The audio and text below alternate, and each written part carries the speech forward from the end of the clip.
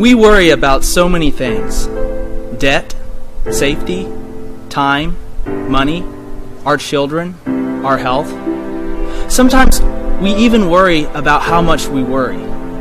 We worry so much that we can't sleep at night. Do you know what I'm talking about?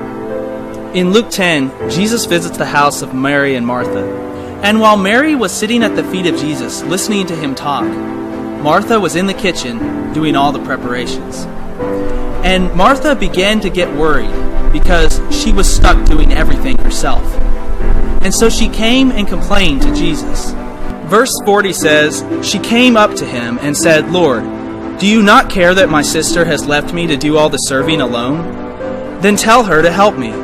But the Lord answered and said to her, 'Martha, Martha, you are worried and bothered about so many things, but only one thing is necessary. For Mary has chosen the good part, which shall not be taken away from her.'" Jesus tells Martha, only one thing is necessary. When we are overcome with worry, we have done what Martha did. We've forgotten the one thing, sitting at the feet of Jesus. But we so often put our trust in other things that when they don't work out the way we want them to, we start to worry. And we become afraid because we're so focused on our own agenda. And when something gets off track, we can't handle it because we've lost control. But the real problem is not that we've lost control, but that we have forgotten that we were never meant to be in control in the first place. In John 14:1, Jesus says, "Do not let your heart be troubled. Believe in God. Believe also in me."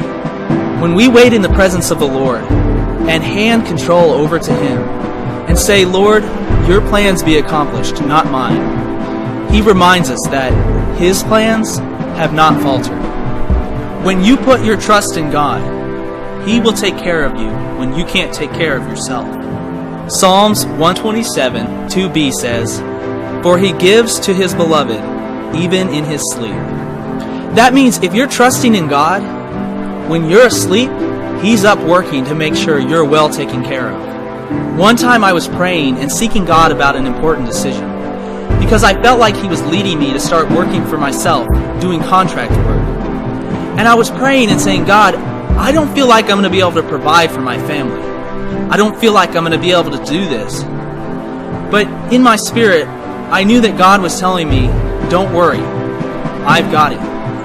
And so I got down on my knees and I said, "God, you're in control. You're our provider. I'm going to trust you with this." And the very next day after I said that, I got a phone call with someone offering enough contract work to keep me going. And I knew that it wasn't anything that I had done. It was God. Another time, I found myself burdened by the amount of work that I was having to do. I was working late hours because I was worried that if I didn't work enough, I wouldn't be able to provide for my family. And so I came before God and said, "God, I'm tired. I'm working all the time. I don't know what to do."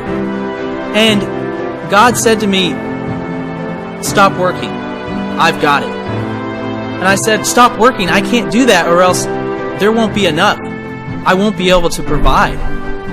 But God again said, "Stop working. I've got it." And so I took off work an hour early that day. And as soon as I took work off, I went outside and I checked the mail. And in the mailbox was a random check for $500 that I could never have predicted. And I knew that it was God that was providing for us. I'm not telling you that God doesn't want you to work. I'm telling you He doesn't want you to worry. Jesus reminds us of the most important thing. And if you will begin to seek this one thing first, you will see your problems from His perspective and not your own. I bet if an all-powerful, loving God looked down at the issues in your life, He would say, "This is what all the fuss is about? Really? I can handle that. Don't worry." Isaiah 40:31a says, "Yet those who wait for the Lord will gain new strength. They will mount up with wings like eagles."